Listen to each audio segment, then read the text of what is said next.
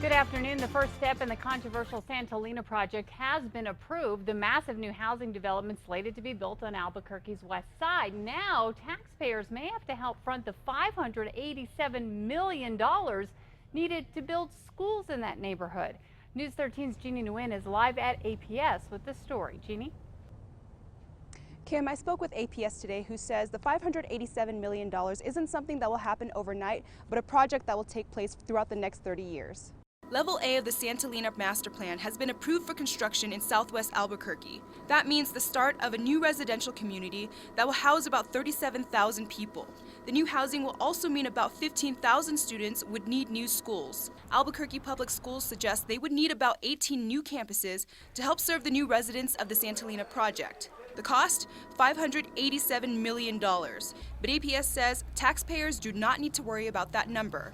Housing will not be built if there's no people to buy the housing. So population growth has to be robust. The Santolina Master Plan still needs levels B and C to be approved.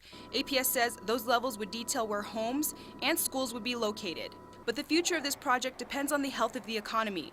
APS says if the economy doesn't pick up, the plan will be put on hold. We cannot promise a new school 10 years from now. We cannot promise a new facility 5 or 10 years from now.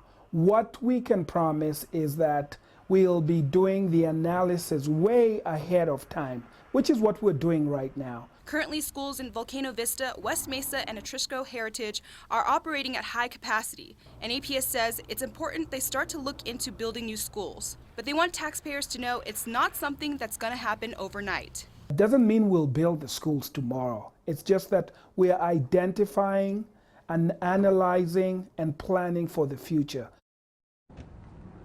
And APS will be meeting tonight to update board members on a plan for the next 30 years for the district. And the Santolina project will be seeking approval from the county for phase 2 in about a week. Kim, back to you. Okay, thanks, Jeannie. Now, if the Santolina project becomes reality, APS predicts they will need 13 elementary schools, 3 middle schools, and 2 high schools for that subdivision alone. Now, people against the housing development have stated all along it's a bad idea. They argued this project has not been planned out for infrastructure like water, police, and new schools.